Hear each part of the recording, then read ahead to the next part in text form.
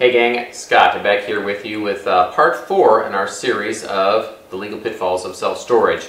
Now, we've talked about over the past several weeks the 4 hottest ways to get yourself in trouble in hot water in self-storage, and that is wrongful sale, breach of contract, employment law, and so today we're going to be talking about session number 4, which is class action lawsuits and how to avoid them. So quick lesson, quick overview, because I know I already lost about half of you when we talked about the class action lawsuits. Not very interesting, not very exciting. Certainly doesn't have to do with making money, but we're talking about how to keep the money that you earn, the hard-earned money that you earn in self-storage. So here's where self-storage facility owners find themselves in trouble when as it pertains to class action lawsuits, and it's typically centered around late fees, and here's why.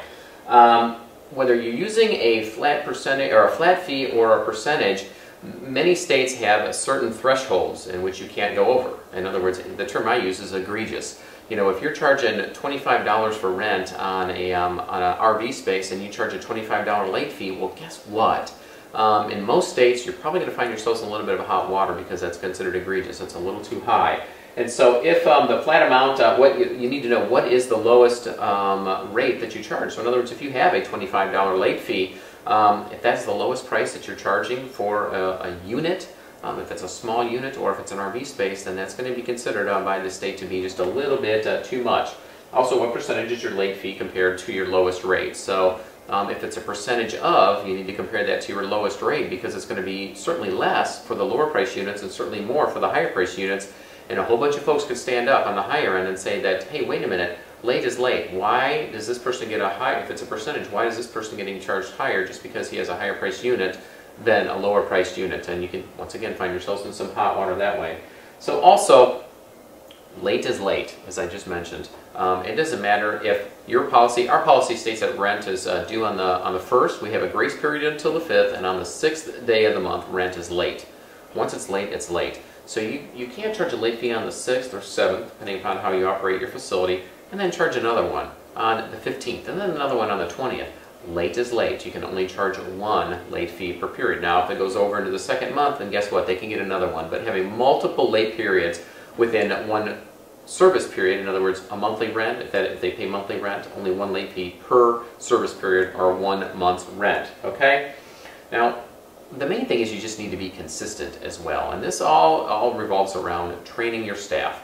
You can't continue to change this and make it different from one person to the next, because if these folks happen to talk, guess what? That is the definition of a class action lawsuit. If there's something, if some person is being treated more fairly than another person or more severely, being penalized more severely, then guess what? They're going to talk, and you could they could all go to an attorney, and you could have an issue on your hands. Also, if you're an owner of multiple facilities, you know, once again, you multiply that, and once again, you could have a number of angry people on your hands that go and file a suit against you, and that is not fun.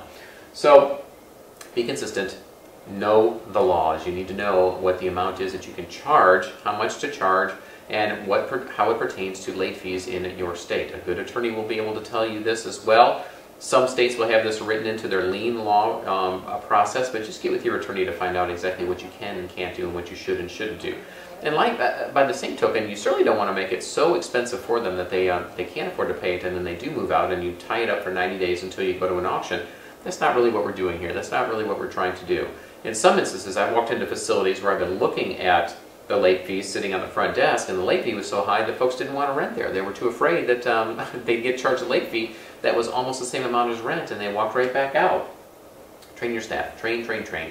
You've got to continue to keep up with the laws, what you can and can't do, and make sure that your staff is being consistent.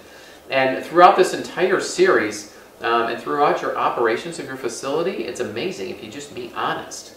And train your staff to be honest as well, and make sure that they're conducting themselves in a manner that is appropriate and legal.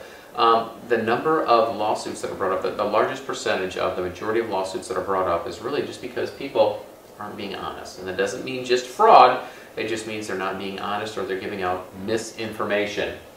Carry adequate insurance. We've mentioned this before in the very first session. Carry adequate insurance, and I think that term is maybe a little underused as well. Make sure that you are covered, but also I like to have another umbrella policy on top just to be safe, and it is very inexpensive to have umbrella liability policies.